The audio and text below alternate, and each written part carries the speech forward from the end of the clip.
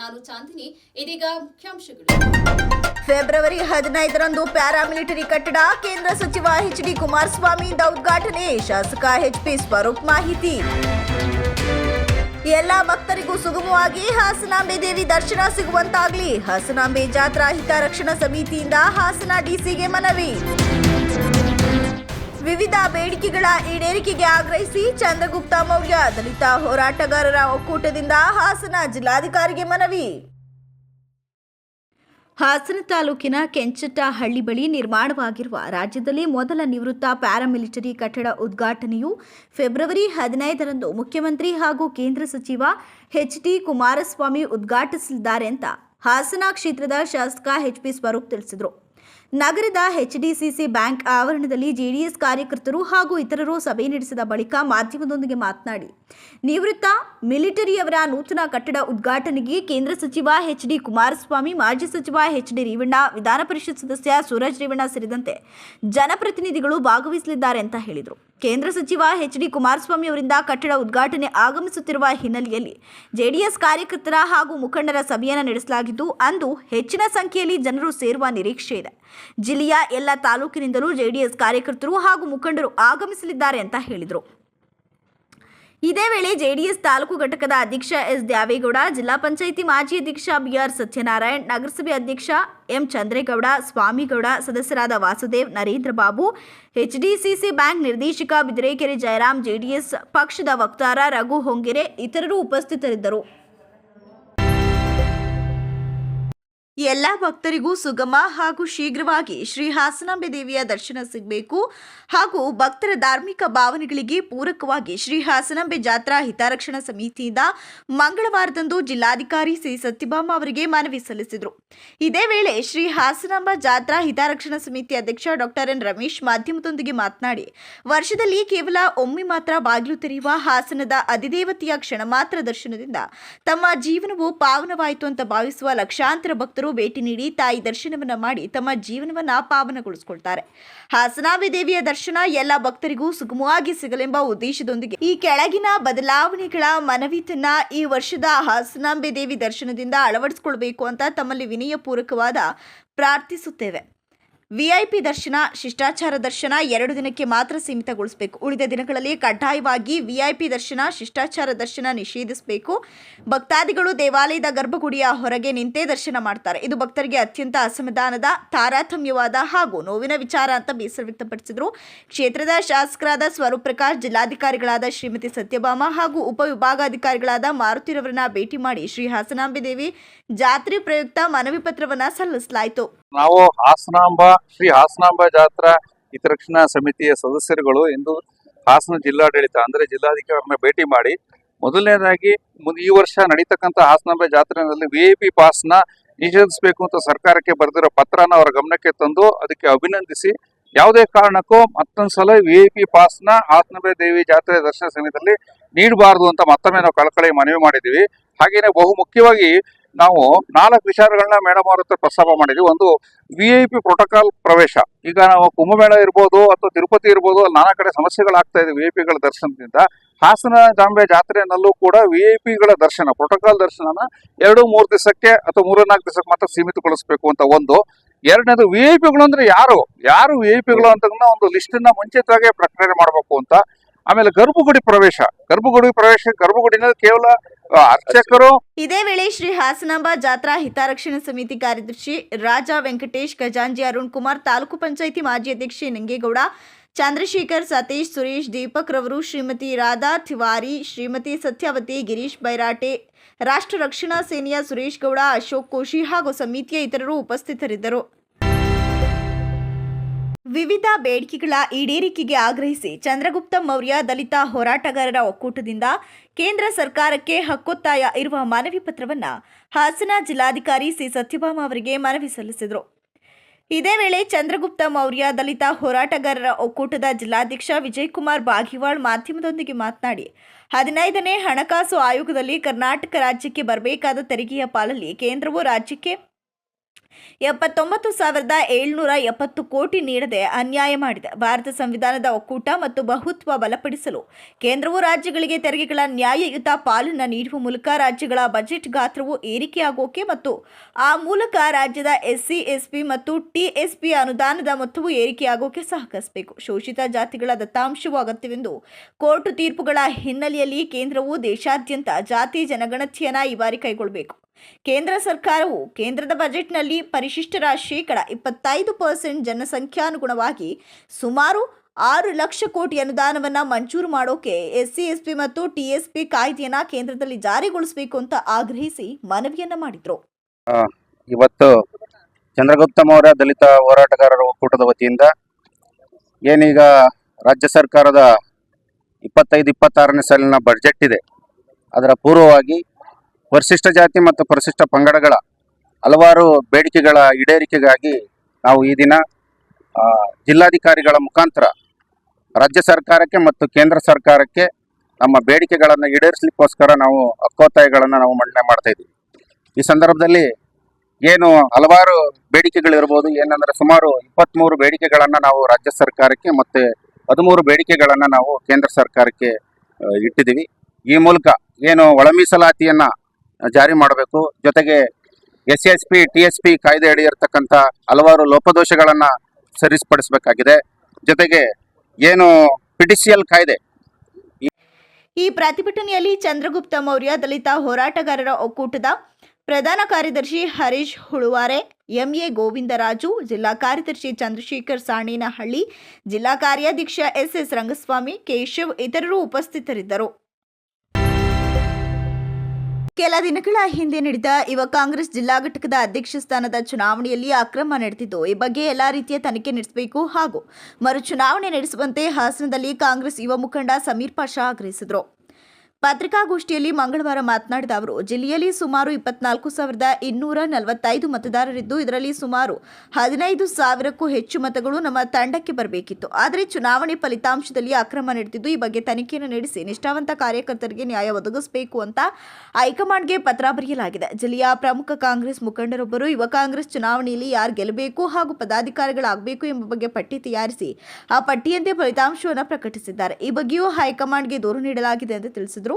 ಹಾಸನ ತಾಲೂಕಿಗೆ ನಾನು ಆಕಾಂಕ್ಷಿಯಾಗಿದ್ದೆ. ನಮ್ಮೆಲ್ಲ ಒಂದು ಟೀಮ್ ವರ್ಕ್ ನಾವು ಮಾಡಿದ್ವಿ, ಎಲ್ಲರೂ ಸೇರಿ ಮೆಂಬರ್ಶಿಪ್ ಎಲ್ಲ ಆನ್ಲೈನ್ ನಲ್ಲಿ ವೋಟಿಂಗ್ ಆಗೋದು IOC ಆಪ್ ಅಂತ ಹೇಳ್ಬಿಟ್ಟು ಒಂದು ಮೆಂಬರ್ಶಿಪ್ಗೆ 50 ರೂಪಾಯಿ ಕಟ್ಟಿದೀವಿ ನಾವು. ಅದು ಎಲ್ಲರೂ ಕಟ್ಟವ್ರೆ. ಅದರಲ್ಲಿ ಏನು ಆಗಿದೆ ಅಂದ್ರೆ 4,500 ಟೋಟಲ್ 4,500ಕ್ಕಿಂತ 3,000ಕ್ಕಿಂತ 4,500 ನಾವು ವೋಟಿಂಗ್ ಮಾಡಿಸಿದೀವಿ, ಮೆಂಬರ್ಶಿಪ್ ಮಾಡಿಸಿದೀವಿ. ಅದರಲ್ಲಿ ಏನಾಗಿತ್ತು ಅಂದ್ರೆ ಸ್ಕೂಟ್ನಿ ನಡೀತು. ಆ ಸಂದರ್ಭದಲ್ಲಿ ಸ್ವಲ್ಪ ಓಟು ರಿಜೆಕ್ಟ್ ಆಯ್ತು, ಸ್ವಲ್ಪ ಓಟು ಹೋಲ್ಡ್ ಆಯ್ತು. ಹಂಗಾಗುವ ಹಾಸನ ಅಸೆಂಬ್ಲಿಲಿ ಟೋಟಲ್ 3,130 ಓಟ್ ಪಾಸ್ ಆಗಿದೆ. ಅದರಲ್ಲಿ ಡಿಸ್ಟಿಕ್ ಅಲ್ಲಿ ಬಂದು 24,245 ಓಟ್ ಪಾಸ್ ಆಗಿದೆ. ಟೋಟಲ್ ವೋಟಿಂಗ್ ಆಗಿರೋದು ನಮ್ಗೆ ಮತ್ತೆ ನಮ್ಮ ಕ್ಯಾಂಡಿಡೇಟ್ಗಳಿಗೆ ಎಲ್ಲರೂ ಏನಾಗಿದೆ ಅಂದ್ರೆ ಮೋಸ ಆಗಿದೆ. ಇವಾಗ ನನಗೆ ಟೋಟಲ್ 1,500 ನಮಗೆ ಸ್ಕೂಟ್ನಿ ನಡೆದ ಸಂದರ್ಭದಲ್ಲಿ ನಮ್ಮ ಆನ್ಲೈನ್ ಅಪ್ಲಿಕೇಶನ್ಗಳಲ್ಲಿ ನಾವು ಮಾಡಿರುವ ಮೊಬೈಲ್ ಅಲ್ಲಿ ನಮ್ಗೆ ಏನ್ ತೋರಿಸ್ತದೆ ಅಂದ್ರೆ ನಿಮ್ದು ಎಷ್ಟೋಟು ಪಾಸ್ ಆಗಿದೆ, ಎಷ್ಟೋಟು ಹೋಲ್ಡ್ ಅಲ್ಲಿ ಐತೆ ಎಲ್ಲ ಅಂತ ನಮ್ಗೆ ತೋರಿಸ್ತಿತ್ತು ಡಾಕ್ಯುಮೆಂಟ್ಸ್. ಅದರಲ್ಲಿ ನಮ್ದೇ ಆದಂತ ಹಾಸನ ಅಸೆಂಬ್ಲಿಯಲ್ಲಿ 1,500 ಔಟ್ ಪಾಸ್ ಆಗಿತ್ತು. ಆ 1,500 ಔಟ್ ಪಾಸ್ ಆಗಿ ರಿಸಲ್ಟ್ ಸಂದರ್ಭದಲ್ಲಿ ಬರೀ 620 ಓಟ್ ನಮಗೆ ಬಂದಿದೆ. ಇದು ನಿಷ್ಠಾವಂತ ಕಾರ್ಯಕರ್ತರಿಗೆ ಮೋಸ ಆಗಿದೆ. ಆಮೇಲೆ ಏನಾಗಿತ್ತು ಅಂದ್ರೆ ನಮ್ಮ ಬ್ಲಾಕ್ ಆಮೇಲೆ ನಮ್ಮ ಡಿಸ್ಟಿಕ್ ಎಲ್ಲ ಕ್ಯಾಂಡಿಡೇಟ್ಗಳಿದ್ದು, ಆಮೇಲೆ ನಮ್ಮ ರೂರಲ್ ಅಲ್ಲಿ ಎಲ್ಲ ಕ್ಯಾಂಡಿಡೇಟ್ಗಳಿದ್ರು. ಅವ್ರಿಗೆಲ್ಲ ಏನಾಗಿತ್ತು ಅಂದ್ರೆ ಅವರೆಲ್ಲ ವೋಟಿಂಗ್ ಮಾಡ್ಸವ್ರೆ. ಇವಾಗ ಡಿಸ್ಟಿಕ್ಗೆ 24,000ರಲ್ಲಿ ಟೋಟಲ್ 18,000 ನಾವು ಲೆಕ್ಕ ತಗೊಂಡ್ರು ನಮ್ಮ ಕ್ಯಾಂಡಿಡೇಟ್ಗಳಿಗೆ. ಈ ಪತ್ರಿಕಾಗೋಷ್ಠಿಯಲ್ಲಿ ಅಫ್ಸರ್, ಮನ್ಸೂರ್ ಮೊಹಮ್ಮದ್ ಇತರರು ಉಪಸ್ಥಿತರಿದ್ದರು.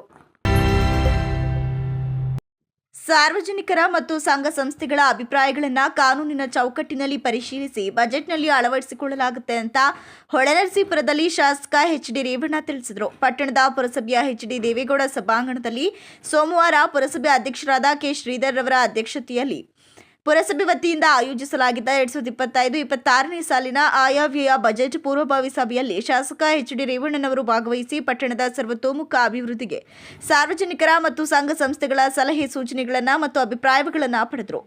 ಆಯವ್ಯಯ ಪೂರ್ವಭಾವಿ ಸಭೆಯಲ್ಲಿ ಅನೇಕ ಸಾರ್ವಜನಿಕರು ಸಲಹೆ ಕೊಡಲು ಬಂದಿದ್ದರು. ಶಾಸಕರು ಸಭೆಯಲ್ಲಿ ಹಾಜರಿದ್ದ ಕಾರಣ ಯಾರೂ ಸಹ ಅಷ್ಟಾಗಿ ತಮ್ಮ ಅಭಿಪ್ರಾಯಗಳನ್ನು ಮುಕ್ತವಾಗಿ ಹಂಚಿಕೊಳ್ಳೋಕೆ ಮುಂದೆ ಬರಲಿಲ್ಲ. ನಾಗರಿಕ ಶಂಕರನಾರಾಯಣ ಐತಾಳ್ ಮಾತನಾಡಿ, ಮುಕ್ತಿವಾಹನ ಈ ಹಿಂದೆ ದಾನಿ ಒಬ್ಬರು ಪುರಸಭೆಗೆ ನೀಡಿದ್ರು. ಇದು ದುರಸ್ತಿಯಲ್ಲಿದೆ. ಅನೇಕ ವರ್ಷಗಳು ಕಳೆದರೂ ಕೂಡ ದುರಸ್ತಿಯಲ್ಲಿದೆ. ಇದನ್ನ ಇದುವರೆಗೂ ದುರಸ್ತಿ ಮಾಡಿಸಿಲ್ಲ. ಇದರಿಂದಾಗಿ ಖಾಸಗಿ ವಾಹನಗಳನ್ನು ಸಾವಿರಾರು ಬಾಡಿಗೆ ತೆತ್ತು ಶವ ಸಂಸ್ಕರಿಸಬೇಕಾಗಿದೆ. ಬಡ ಕುಟುಂಬಕ್ಕೆ ಕಷ್ಟವಾಗಿದೆ. ಕೆಲವೊಮ್ಮೆ ಖಾಸಗಿ ವಾಹನ ಲಭ್ಯವಿಲ್ಲದಾಗ ಪರದಾಡುವ ಪರಿಸ್ಥಿತಿ ನಿರ್ಮಾಣವಾಗಿದೆ ಅಂತ ತಿಳಿಸಿದರು.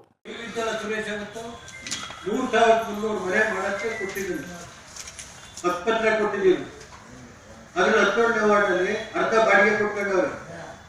ಅವತ್ತಿಂದ ರಮೇಶ್ ಹೇಳಿದ್ದೀನಿ, ಯಾರು ಬಾಡಿಗೆ ಕೊಟ್ಟಿರ್ತಾರೆ ಆ ಬಾಡಿಗೆ ಯಾರಿರ್ತಾರೆ ಅವ್ರಿಗೆ ಕಾಯಂ ಮಾಡಿ. ಆಶ್ಚರ್ಯ, 3,300 ಮನೆ ಕೊಡ್ತಿದ್ದೀನಿ ಸೈಟು.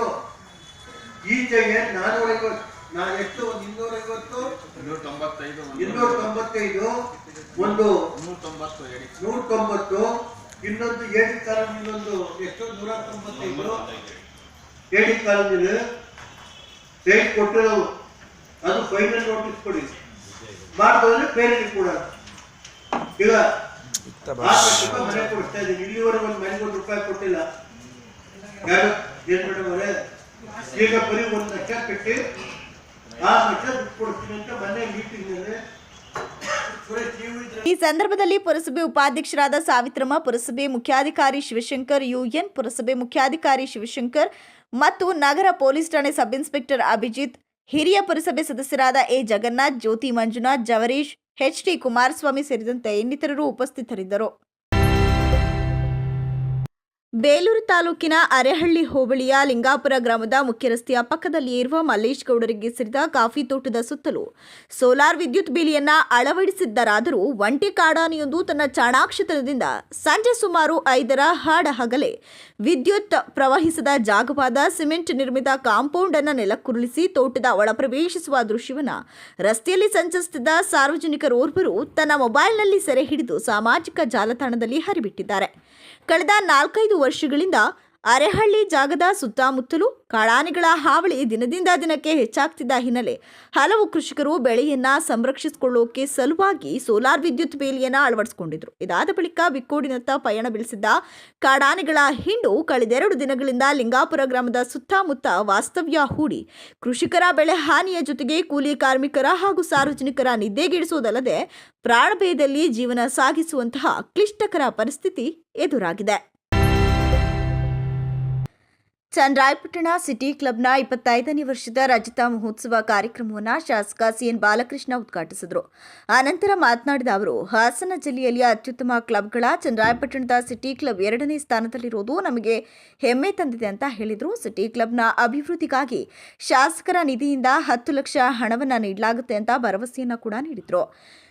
ಮುಂದಿನ ದಿನಗಳಲ್ಲಿ ಸಿಟಿ ಕ್ಲಬ್ ಸುವರ್ಣ ಮಹೋತ್ಸವವನ್ನು ಆಚರಿಸೋಕೆ ಶುಭವನ್ನ ಕೋರಿದ್ರು. ಸಿಟಿ ಕ್ಲಬ್ನಲ್ಲಿ ಈಜು ತರಬೇತಿ ಪಡೆದು ಈಜು ಸ್ಪರ್ಧೆಯಲ್ಲಿ ರಾಜ್ಯ ಹಾಗೂ ರಾಷ್ಟ್ರಮಟ್ಟದ ಸ್ಪರ್ಧೆ ಮಾಡಿ ಪದಕಗಳನ್ನು ಪಡೆದ ಪ್ರತಿಭಾವಂತ ಈಜುಪಟುಗಳಿಗೆ ಸನ್ಮಾನಿಸಿ ಗೌರವಿಸಲಾಯಿತು.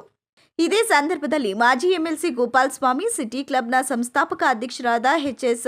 Vijay Kumar, DYSP N. Kumar, city club ಗೌರವಾಧ್ಯಕ್ಷರಾದ ಸಿಎನ್. ಪುಟ್ಟಸ್ವಾಮಿಗೌಡ, ಬಿಎನ್. ಮಂಜೇಗೌಡ, ಉಪಾಧ್ಯಕ್ಷರಾದ ಕುಂಬಾರಹಳ್ಳಿ ರಮೇಶ್, ಕಾರ್ಯದರ್ಶಿ ಜಿಎಚ್. ಮಲ್ಲೇಶಯ್ಯ, ಸಹ ಕಾರ್ಯದರ್ಶಿ ಸಿಎಂ ಸ್ವಾಮಿ, ಖಜಾಂಜಿ ಎಂಎಲ್ ಮಂಜೇಗೌಡ, ನಿರ್ದೇಶಕರುಗಳಾದ MS Rangaswamy, AM Lingaraju, KR Venkatesh, BK Srinivas, AR Manjegowda, RG Nataraj, CG Nagaraj ಸೇರಿದಂತೆ ಇತರರು ಹಾಜರಿದ್ದರು. ಸಕಲೇಶಪುರ ತಾಲೂಕಿನಲ್ಲಿ ನಡೆಯುತ್ತಿರುವ ಗೋಮಾಂಸ ಮಾರಾಟ ಮತ್ತು ಅಕ್ರಮ ಬಾಂಗ್ಲಾದೇಶ ಪ್ರಜೆಗಳನ್ನು ಅಧಿಕಾರಿಗಳು ಪತ್ತೆ ಹಚ್ಚಿ ಗಡೀಪಾರು ಮಾಡುತ್ತಿದ್ದರೆ ಸಂಘಟನೆ ವತಿಯಿಂದ ಹೋರಾಟ ಮಾಡಲಾಗುತ್ತೆ ಅಂತ ವಿಎಚ್ಪಿಎ ಹರೀಶ್ ಕರಡಿಗಾಲ ಹೇಳಿದರು.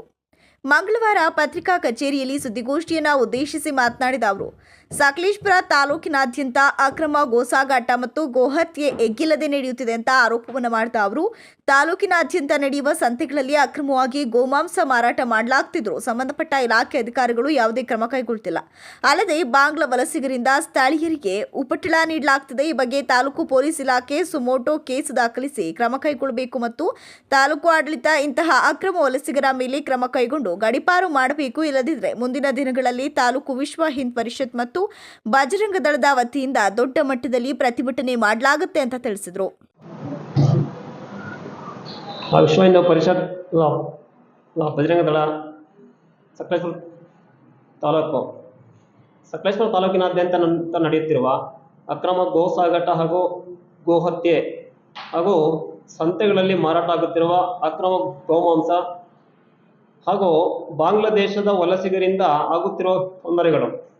ಈ ಹಿಂದೆ ಈಗ ಒಂದು ವಾರದ ಹಿಂದೆ ಹೆತ್ತೂರು ಹೋಬಳಿ ಮರ್ಜನಹಳ್ಳಿ ಗ್ರಾಮದಲ್ಲಿ ಒಂಟಿ ಮಹಿಳೆ ಸೋಮವಾರ ದ್ವಿಚಕ್ರ ವಾಹನದಲ್ಲಿ ಕೆಲಸ ಮುಗಿಸಿ ಸಂಜೆ 7 ಗಂಟೆಗೆ ಮನೆಗೆ ಹೋಗ್ತಾ ಇದ್ರು. ಆಗ ಹೋಗೋ ಸಮಯದಲ್ಲಿ ಹಿರ್ನಳ್ಳಿಯಲ್ಲಿ ವಾಸಿಸುತ್ತಿರುವ ಬಾಂಗ್ಲಾದೇಶದ ಕೂಲಿ ಕಾರ್ಮಿಕರು ಮಹಿಳೆಯನ್ನು ಅಡ್ಡಗಟ್ಟಿ ಚುಡಾಯಿಸಿ ಅಸಭ್ಯವಾಗಿ ವರ್ತಿಸ್ತಾರೆ. ಇದರ ಬಗ್ಗೆ ತಾಲೂಕು ಆಡಳಿತ ಹಾಗೂ ಪೊಲೀಸ್ ಇಲಾಖೆ ಕ್ರಮ ಕೈಗೊಳ್ಳಬೇಕು ಹಾಗೂ ಸಕಲೇಶ್ಪುರ ತಾಲೂಕಿನಾದ್ಯಂತ ತೋಟಗಳಲ್ಲಿ ಇರುವ ಅಕ್ರಮ ಬಾಂಗ್ಲಾ ವಲಸಿಗರನ್ನು ಪತ್ತೆ ಹಚ್ಚಿ ಈ ಪತ್ರಿಕಾಗೋಷ್ಠಿಯಲ್ಲಿ ತಾಲೂಕು ಅಧ್ಯಕ್ಷ ಬಿರಡಹಳ್ಳಿ ಬಾಲಕೃಷ್ಣ, ಕಾರ್ಯದರ್ಶಿ ಲೋಹಿತ್ ಆದರ್ಶ ಪುರುಷರ ಪ್ರತಿಮೆಗಳು ಅನಾವರಣಗೊಳ್ಳುವುದರಿಂದ ಮುಂದಿನ ಪೀಳಿಗೆಯ ಯುವಕರಿಗೆ ಅವರ ತತ್ವ ಸಿದ್ಧಾಂತಗಳು ದಾರಿದೀಪವಾಗುತ್ತೆ ಅಂತ ಸಕಲೇಶ್ಪುರದಲ್ಲಿ ಕಾಂಗ್ರೆಸ್ ಮುಖಂಡರಾದ ಡಿಸಿ ಸಣ್ಣಸ್ವಾಮಿ ಅಭಿಪ್ರಾಯಪಟ್ಟಿದ್ದಾರೆ. ಮಂಗಳವಾರ ಪತ್ರಿಕಾ ಕಚೇರಿಯಲ್ಲಿ ಸುದ್ದಿಗೋಷ್ಠಿಯನ್ನು ಉದ್ದೇಶಿಸಿ ಮಾತನಾಡಿದ ಅವರು, ಈ ಹಿಂದೆ ತಾಲೂಕಿನಲ್ಲಿ ಪ್ರಥಮವಾಗಿ ಸಾಮಾಜಿಕ ನ್ಯಾಯ ಒದಗಿಸಿಕೊಟ್ಟಂತಹ ಡಾಕ್ಟರ್ ಬಿ.ಆರ್. ಅಂಬೇಡ್ಕರ್ ಅವರ ಪ್ರತಿಮೆ ನಮ್ಮ ಮಿದಿ ವಿಧಾನಸೌಧದ ಮುಂದೆ ಅನಾವರಣಗೊಂಡಿರುವುದು ನಮ್ಮೆಲ್ಲರ ಹೆಮ್ಮೆ. ಹಾಗೆಯೇ ವಚನ ಸಾಹಿತ್ಯದ ಮೂಲಕ ಸಮಾಜದ ಅಂಧಕಾರವನ್ನು ಹಾಗೂ ಜಾತಿಗಳ ಮಧ್ಯೆ ಇದ್ದಂತಹ ಅಂತರವನ್ನು ದೂರ ಮಾಡಿ ಸಹಬಾಳ್ವೆ, ಸಹೋದರತ್ವ ಹಾಗೂ ಭ್ರಾತೃತ್ವ, ಅಂತರ್ಜಾತಿ ವಿವಾಹವನ್ನು ಪ್ರೋತ್ಸಾಹಿಸಿ ಜಾತಿ ಎಂಬ ಕದಕವನ್ನು ಬದಿಗೊತ್ತಿ ಮನುಷ್ಯ ಜಾತಿ ಒಂದೇ ಎಂಬ ಸಾರವನ್ನು ಸಾರಿದಂತಹ ಕ್ರಾಂತಿಕಾರಿ ಬಸವಣ್ಣನವರ ಪ್ರತಿಮೆ ನಿರ್ಮಾಣಗೊಂಡಿರುವುದು ಸಕಲೇಶ್ಪುರದ ಸೌಂದರ್ಯಕ್ಕೆ ಮತ್ತೊಂದು ಉದಾಹರಣೆಯಾಗಿದೆ ಅಂತ ತಿಳಿಸಿದರು.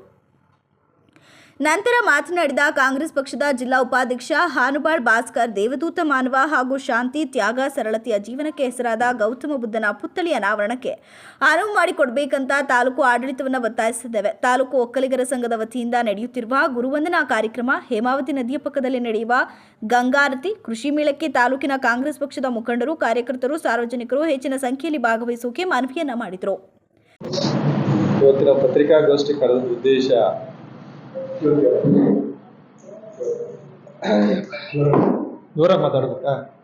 ಪತ್ರಿಕಾಗೋಷ್ಠಿ ಕರೆದ ಉದ್ದೇಶ ಇತ್ತೀಚಿನ ದಿನಗಳಲ್ಲಿ ಸಕಲೇಶ್ಪುರ ತಾಲೂಕಿನಲ್ಲಿ ತುಂಬ ಒಳ್ಳೊಳ್ಳೆ ಕಾರ್ಯಗಳು ನಡೀತಾ ಇರೋಂಥದ್ದು ನಮ್ಮೆಲ್ಲರಿಗೂ ಗೊತ್ತಿರೋಂಥ ವಿಚಾರ.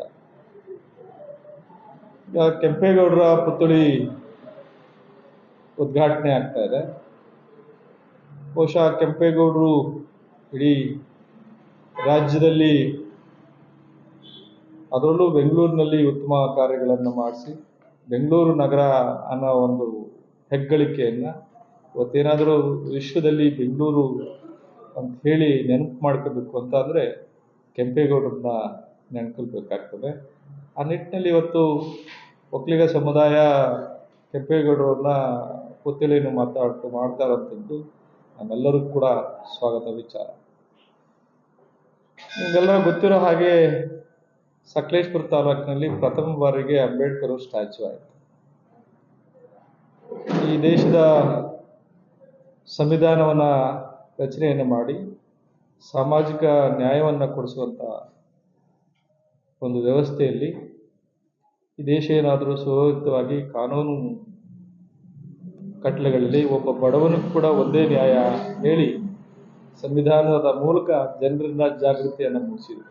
ಅಂಥ ಮಹಾನ್ ವ್ಯಕ್ತಿಯನ್ನು ಮಿನಿ ವಿಧಾನಸೌಧದ ಮೂಲಕ ಪ್ರಥಮ ಬಾರಿ ನಮ್ಮ ತಾಲೂಕಿನಲ್ಲಿ ಮಾಡಿ, ತದನಂತರದಲ್ಲಿ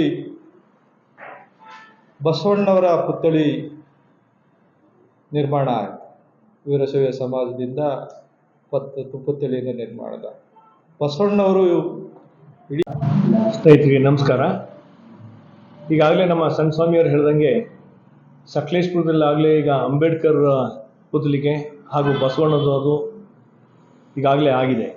ಅದೇ ರೀತಿ ನಮ್ಮ ಸಕಲೇಶ್ಪುರ ಒಕ್ಕಲಿಗರ ಸಂಘದ ವತಿಯಿಂದ ಇವತ್ತು 13, 14, 15ರಿಂದ ಕಾರ್ಯಕ್ರಮ ಇಟ್ಕೊಂಡು ಒಂದು ಪುತ್ಲಿಕೆಯನ್ನು ಅನಾವರಣ ಮಾಡ್ತಾರೆ.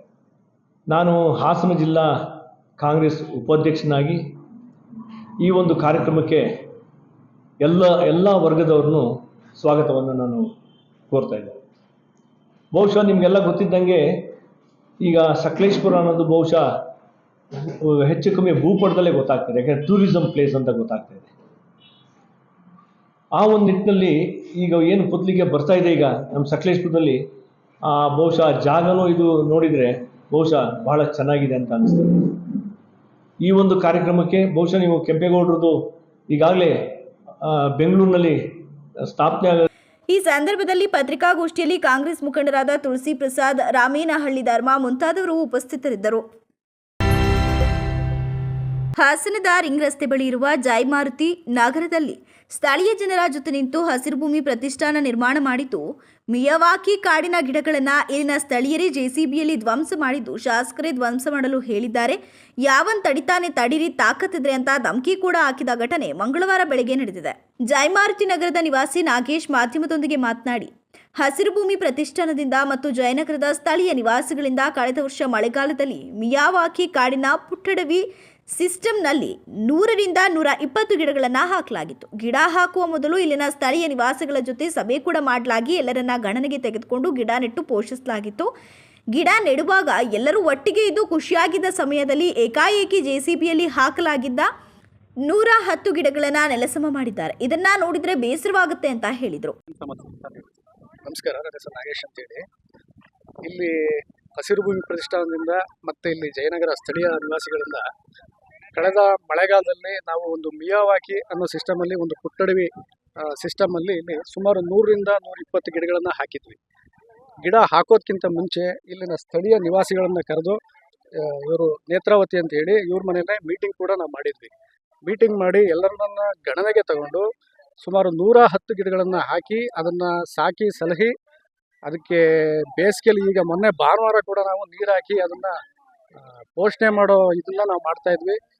ಎಲ್ಲರೂ ಕೂಡ ಇಲ್ಲಿ ಬಂದು ಗಿಡ ಹಾಕೋ ದಿನ ಒಟ್ಟಿಗೆ ಇದ್ದು ಗಿಡ ಹಾಕಿ ಖುಷಿಯಾಗಿದ್ದಂಥ ಟೈಮಲ್ಲಿ ಇದ್ದಕ್ಕಿದ್ದಾಗೆ ಏನಾಗಿದೆ, ಇವತ್ತು ಬೆಳಗ್ಗೆನೆ ಬಂದು JCBಯಲ್ಲಿ 110 ಗಿಡಗಳನ್ನು ನೆಲಸಮ ಮಾಡಿ ನಿಶ್ಶೇಷವಾಗಿ ಮಾಡಿದ್ದಾರೆ. ಇಲ್ಲಿ ನೋಡ್ಬೋದು ನೀವು, ಇದನ್ನು ನೋಡ್ರೆ ಹೊಟ್ಟೆ ಉರಿತಾ ಇದೆ. ನಾವು ಒಂದೊಂದು ಗಿಡನ ಮಕ್ಕಳ ರೀತಿ ಕಾಪಾಡಿ ಟ್ಯಾಕ್ಟ್ರಿಂದ ನೀರು ತಂದು ನಾವು ನೀರು ಹಾಕ್ತಾ ಇದ್ವಿ. ಇಲ್ಲಿ ಸ್ಥಳೀಯ ನಿವಾಸಿಗಳು ಈ ಕೆಲಸ ಮಾಡಿದ್ದಾರೆ. ಇದು ಮಾಡೋಕ್ಕಿಂತ ಮುಂಚೆ ನಮ್ಗೆ ತಿಳಿಸಿಲ್ಲ, ಏನಿಲ್ಲ, ಏಕಾಏಕಿ ಈ ರೀತಿ ಮಾಡಿದರೆ ಈ ಪರಿಸರ, ನಾವು ಈ ಸಿಸ್ಟಮಲ್ಲಿ ಯಾವ ರೀತಿ ಈಗ ಪರಿಸರ ಇಷ್ಟೊಂದು ಬಿಸಿಲು ಇದಿದೆ, ಇಲ್ಲಿ ನೋಡಿದರೆ ಈ ಕೆಲಸ ಮಾಡಿದ್ದಾರೆ. ಇವ್ರಿಗೆ ಯಾರಿಗೂ ಪರಿಸರದ ಮೇಲೆ ಆಸಕ್ತಿ ಇದೆಯೋ ಇಲ್ವೋ ಗೊತ್ತಿಲ್ಲ. ಇದು ನೋಡಿದ್ರೆ ನಮಗೆ ತುಂಬ ಹೊಟ್ಟೆ ಉರಿತದೆ ಸರ್. ಜಯಮಾರುತಿ ನಗರದ ನಿವಾಸಿಗಳಾದ ಮೋಹನ್ ಕುಮಾರ್ ಮಾತನಾಡಿ, ಮೊದಲು ಪಾರ್ಕ್ ಮಾಡಬೇಕಂತ ಮಾತನಾಡಲಾಗಿದ್ದು, ಆದರೆ ಸರಿಯಾದ ರೀತಿಯಲ್ಲಿ ಮಾಡಲಿಲ್ಲ. ಅನುಕೂಲಕ್ಕಿಂತ ಅನಾನುಕೂಲವೇ ಹೆಚ್ಚಾಯಿತು. ಕಳೆದ 2 ದಿನಗಳ ಹಿಂದೆ ಯಾರೋ ಬೆಂಕಿ ಹಾಕಿ ಮನೆಗೆ ತೊಂದರೆ ಆಯಿತು. ಈ ನಿಟ್ಟಿನಲ್ಲಿ ನಾವುಗಳು ತೀರ್ಮಾನ ಮಾಡಿ ನೀಟಾಗಿ ಶಿಸ್ತಾಗಿ ಮಾಡೋಣ ಅಂತ ಹೆಜ್ಜೆ ಇಟ್ಟಿದ್ದೇವೆ ಅಂತ ತಿಳಿಸಿದರು. ಸರ್, ಇಲ್ಲಿ ಫಸ್ಟು ಪಾರ್ಕ್ ಮಾಡ್ಬೇಕಂತ ಮಾತಾಡಿದ್ವಿ. ಪಾರ್ಕ ಸರಿಯಾದ ರೀತಿಲಿ ಮಾಡಲಿಲ್ಲ. ಅದರಲ್ಲಿ ಅನುಕೂಲಕ್ಕಿಂತ ಅನಾನುಕೂಲತೆ ಜಾಸ್ತಿ ಆಯಿತು. ಮೊನ್ನೆ ಬೇಸಿಗೆಯಲ್ಲಿ ಗಿಡ ನೆಟ್ಟಾದ್ಮೇಲೆ ಕ್ಲೀನ್ ಮಾಡಿದ್ರೆ ಬೆಂಕಿ ಎಲ್ಲ ಆಗಿ ಮನೆಗೆಲ್ಲ ಎಫೆಕ್ಟ್ ಆಗಕ್ಕೆ ಬಂತು. ಆಗ ಇಲ್ಲಿನ ಜನಗಳೆಲ್ಲ ಕೂತ್ಕೊಂಡು, ಅವತ್ತು ಪಾರ್ಕ್ ಮಾಡಕ್ಕೆ ಹೋಗಿದ್ದು ಅದೇ ಜನಗಳು ಕೂತ್ಕೊಂಡು ತೀರ್ಮಾನ ಮಾಡ್ಕೊಂಡು ನೀಟಾಗಿ ಡಿಸೈನಾಗಿ ಮಾಡ್ಕೊಳ್ಳೋಣ ಅಂತ ತೀರ್ಮಾನ ಮಾಡಿ ಇವತ್ತು ಒಳ್ಳೆ ಗುಡ್ ಐಡಿಯಾದಲ್ಲಿ ಪಾರ್ಕ್ ಮಾಡೋಣ ಅಂತ ಇವಾಗ ಹೆಜ್ಜೆ ಇಡ್ತೀವಿ ಸರ್. ಗಿಡಗಳು ಯಾವ 1 ವರ್ಷ ನೆಟ್ಬಿಟ್ಟು ಆಯ್ತು. ಮೊನ್ನೆ ಬೆಂಕಿ ಬಿದ್ದಕ್ಕೆ ಬೆಂಕಿ ಬಿದ್ದಿದೆ ನೋಡಿ, ಅಲ್ಲೆಲ್ಲ ಇದೆ.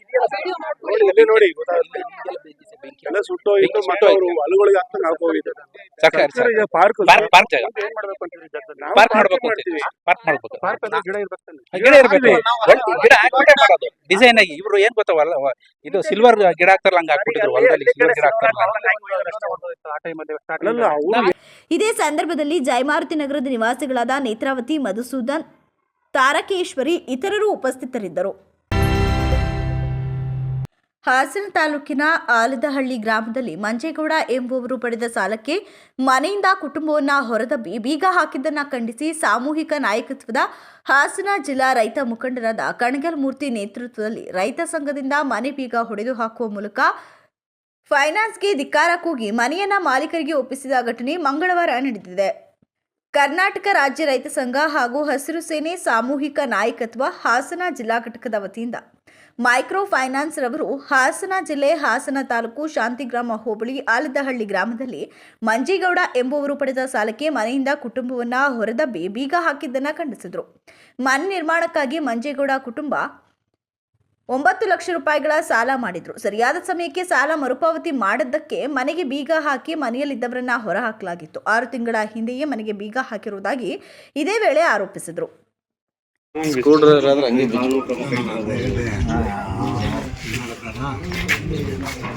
ಏನು ಹಾಕಲ್ಲ, ನೀವೇನ್ ದುಡ್ಡು ಕಟ್ಟಕ್ಲ ಅಂತ ಹೇಳಿಲ್ವಲ್ರಿ, ಮತ್ತೆ ಅಲ್ಲ ನಾವೇನ್ ಕೊಟ್ಟು ಸಾಲ ಕೊಡಕ್ಲ ಅಂತ ಹೇಳಿಲ್ವಲ್ಲ. ಐತ್ ಮಗು ಹೆಣ್ಣು ಮಗು ಹೆರಿಗೆ ಆಗಿ ಕರ್ಕೊಂಬಂದು 3 ದಿವಸ ಆಯ್ತು, ಮನೆಯಿಂದ ಈಚೆಗೆ ಎತ್ತಾಕಿದ್ರು. ರಕ್ಷಣೆ ಕೊಡೋರೇ ಸಪೋರ್ಟ್ ಮಾಡಿದ್ರೆ ಕೋರ್ಟ್ ಅಲ್ವಾ, ಅವ್ರೇನು ಮಾಡಲ್ಲ. ನಾವು ಕರೆಕ್ಟ್ ಆಗಿದ್ರೆ ಇಷ್ಟ ಆತರಲ್ಲ, ನಾವು ಕರೆಕ್ಟ್ ಆಗಿಲ್ವಲ್ಲ, ಮೊದ್ಲು ಕರೆಕ್ಟ್ ಆಗೋದು ಸರ್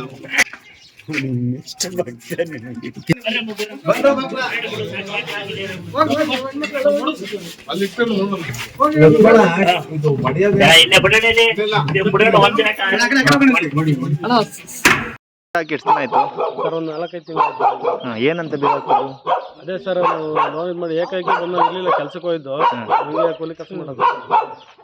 ಕೆಲ್ಸಕ್ಕೆ ಹೋದಾಗ ಬಂದು ಏಕಾಏಕಿ ಏನು ಹೇಳ್ದಲ್ಕೆ ಇವರು ಪೊಲೀಸ್ ಜೊತೆ ಕರ್ಕೊಬಂದು ಏಕಾಏಕಿ ಆಮೇಲೆ ಹಿಂಗೆ ಧೈರ್ಯ ಮಾಡೋಂಗೆ ಏನೋ ಒಂದು ಬೈದು ಇದು ಮಾಡಿ ಅವರು ಎಲ್ಲರೂ ಪಾತ್ರೆಗಳು ಎಲ್ಲ ಇದನ್ನ ರೀತಿ ಇದು ಮಾಡಿ ಆಮೇಲೆ ಎಲ್ಲ ಕಿತ್ತು ಇದು ಮಾಡಿ ಏನು ಬಿಡಲಿಲ್ಲ, ಒಳಗೆ ಇದು ಮಾಡೋಕ್ಕೆ ಅವಕಾಶನೇ ಕೊಡಲಿಲ್ಲ. ಬಾಣ್ತಿ ಬೇರೆ ಇತ್ತು, ಒಬ್ಬರು ಬಾಣ್ತಿನೂ ಕೂಡ ಹೊರಗಡೆ ನಡೆಯಮ್ಮ ಅಂತ ಹೇಳ್ಬಿಟ್ಟು ಇದು ಮಾಡಿ ಹಂಗೆ ಹಂಗೆ ಅಂತ ಒಂಥರ ದೌರ್ಜನ್ಯ ರೀತಿ ಒಪ್ಪಿಸಿ ನಮಗೆ ಇದು ಮಾಡೋಕ್ಕೆ ಬಿಡಲಿಲ್ಲ. ಅದಾದ್ಮೇಲೆ ನೀವೆಲ್ಲಿದ್ದೀರಿ ಸರ್? ಈಗ ಇಲ್ಲೇ ಇದೆ ಸರ್, 4-5 ತಿಂಗಳು ಮಳೆಗಾಳಿ ಬೇರೆ. ಇದೇ ವೇಳೆ ಜಿಲ್ಲಾ ರೈತ ಮುಖಂಡರಾದ ಕಣಗಲ್ ಮೂರ್ತಿ, ರೈತ ಸಂಘದ ತಾಲೂಕು ಅಧ್ಯಕ್ಷ ಬಿಜಿ ಮಂಜು, ಬೇಲೂರು ತಾಲೂಕು ಅಧ್ಯಕ್ಷ ಕೆಪಿ ಕುಮಾರ್, ಅರಕಲಗೂಡು ತಾಲೂಕು ಅಧ್ಯಕ್ಷ ಎಚ್ಇ ಜಗದೀಶ್, ಹಾಸನ ತಾಲೂಕು ಅಧ್ಯಕ್ಷ ಪ್ರಕಾಶ್ ಲಕ್ಕಯ್ಯ ಇತರರು ಉಪಸ್ಥಿತರಿದ್ದರು. ಕೊನೆಯಲ್ಲಿ ಮತ್ತೊಮ್ಮೆ ಮುಖ್ಯಾಂಶಗಳು. ಫೆಬ್ರವರಿ 15ರಂದು ಪ್ಯಾರಾಮಿಲಿಟರಿ ಕಟ್ಟಡ ಕೇಂದ್ರ ಸಚಿವ ಎಚ್ಡಿ ಕುಮಾರಸ್ವಾಮಿಯಿಂದ ಉದ್ಘಾಟನೆ, ಶಾಸಕ ಎಚ್ಪಿ ಸ್ವರೂಪ್ ಮಾಹಿತಿ. ಎಲ್ಲ ಭಕ್ತರಿಗೂ ಸುಗಮವಾಗಿ ಹಾಸನಾಂಬೆ ದೇವಿ ದರ್ಶನ ಸಿಗುವಂತಾಗಲಿ, ಹಾಸನಾಂಬೆ ಜಾತ್ರಾ ಹಿತರಕ್ಷಣಾ ಸಮಿತಿಯಿಂದ ಹಾಸನ ಡಿಸಿಗೆ ಮನವಿ. ವಿವಿಧ ಬೇಡಿಕೆಗಳ ಈಡೇರಿಕೆಗೆ ಆಗ್ರಹಿಸಿ ಚಂದ್ರಗುಪ್ತ ಮೌರ್ಯ ದಲಿತ ಹೋರಾಟಗಾರ